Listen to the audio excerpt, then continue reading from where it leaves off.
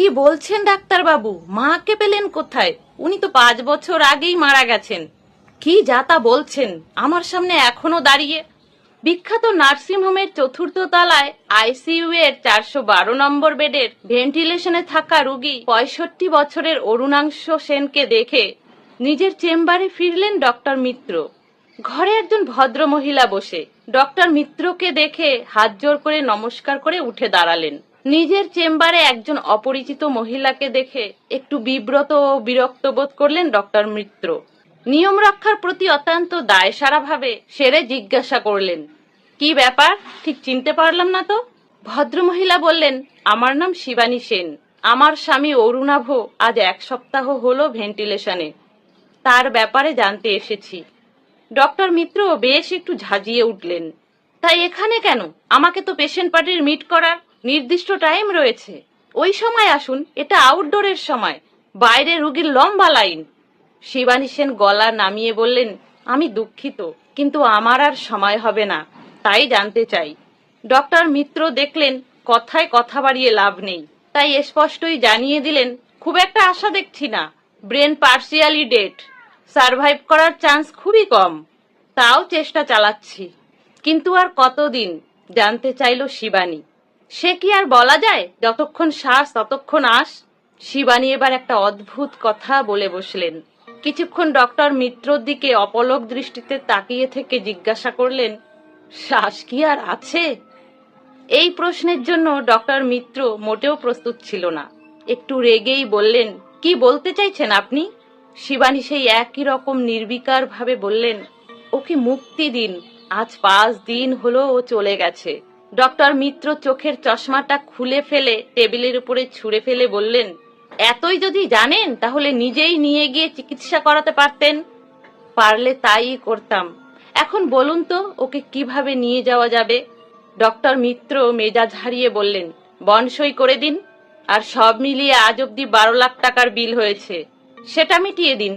শিবানী সেন গণৎকারের মতো বললেন, নার্সিংহোমে ভর্তির 2 দিনের মধ্যেই ও মারা যায়। তারপর থেকে আপনারা আরো 5 দিন ভেন্টিলেটর লাগিয়ে রেখে টাকা লুটছেন।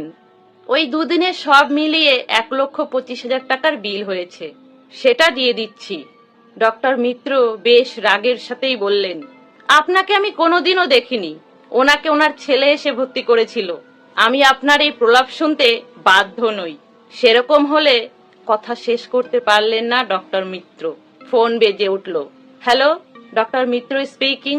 নমস্কার, আমি আইসিইউ 412 নম্বর বেডের পেশেন্ট অরুণাংশ সেনের ছেলে বলছি। আরে মশাই, আপনার মা এখানে কি উপদ্রব শুরু করেছে? এভাবে কি চিকিৎসা করা যায়? উনি এমন ভাব দেখাচ্ছেন যেন রোগীর সব তথ্য ওনার জানা। আমি পরিষ্কার জানিয়ে দিচ্ছি, এভাবে নার্সিংহোমে এসে বিরক্ত করলে আমি কিন্তু পুলিশ ডাকতে বাধ্য হব। কি বলছেন ডাক্তার বাবু? মাকে পেলেন কোথায়? উনি তো 5 বছর আগেই মারা গেছেন। কি যাতা বলছেন? আমার সামনে এখনো দাঁড়িয়ে। কোনো ফ্রড হবে, ওনার কথা একদম শুনবেন না। আমি আসছি। ফোন রেখে ভদ্র মহিলার দিকে তাকিয়ে একটা ব্যঙ্গ ভরা হাসি দিলেন ডক্টর মিত্র। একটু বসুন, আপনার ছেলে আসছে, তারপর না হয় ফয়সলা হবে। শিবানী সেন বললেন, আমার ছেলে আসার আগেই আমি এখান থেকে চলে যাব। আমার স্বামী আমার জন্য বাইরে অপেক্ষা করছে। ওর দেহটা আপনার ভেন্টিলেটরে থাকলেও গত 5 দিন ধরে ও আমার সাথেই থাকছে। দেখা করতে চান?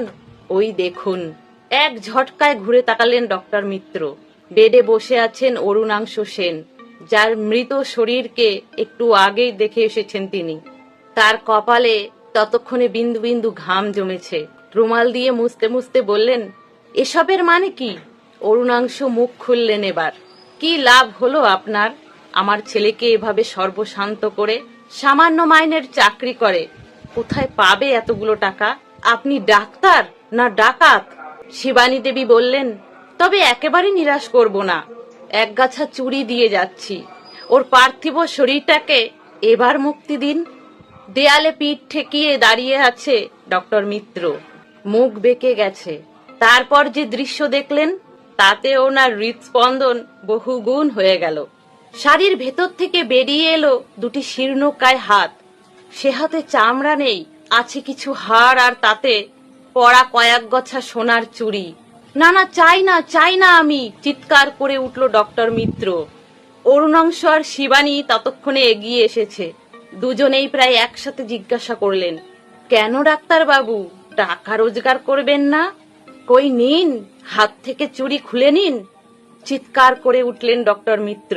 এর পরের দৃশ্যটি আরো বেশি ভয়ঙ্কর। ঘরের আনাচে কানাচে দাঁড়িয়ে রয়েছেন আরো কয়েকজন। এদের ডক্টর মিত্র চেনেন, এরা ওনারই পেশেন্ট, যারা এখন মৃত। সবার সাথে এভাবেই ব্যবসা করেছেন ডক্টর মিত্র। মৃত্যুর পরেও বাড়ির লোকেদের না জানিয়ে প্রেসক্রাইব করে গেছেন দামি দামি ওষুধ ও ইঞ্জেকশন।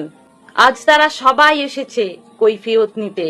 অনুভব করলেন দৃষ্টি ঘোলাটে হয়ে আসছে, পায়ের জোর হারাচ্ছেন, মাথা ঝিমঝিম করছে। জ্ঞান হারালেন ডক্টর মিত্র। ডক্টর ঘোষ এসে নাড়ি দেখে বুঝলেন ডক্টর মিত্র আর নেই। বন্ধুরা, গল্পটি কাল্পনিক হলেও তবে বর্তমানে বেশ কিছু স্বার্থান্বেষী মানুষ নিজেদের ব্যবসা চালানোর জন্য সহস্র অসহায় মানুষের সাথে এইরকম অন্যায় করে চলেছেন। তাহলে বন্ধুরা, গল্পটা যদি আপনাদের ভালো লাগে তাহলে প্লিজ লাইক করে দেবেন, সাথে কমেন্টে আপনাদের মূল্যবান মতামত জানাবেন। সকলে ভালো থাকবেন, সুস্থ থাকবেন।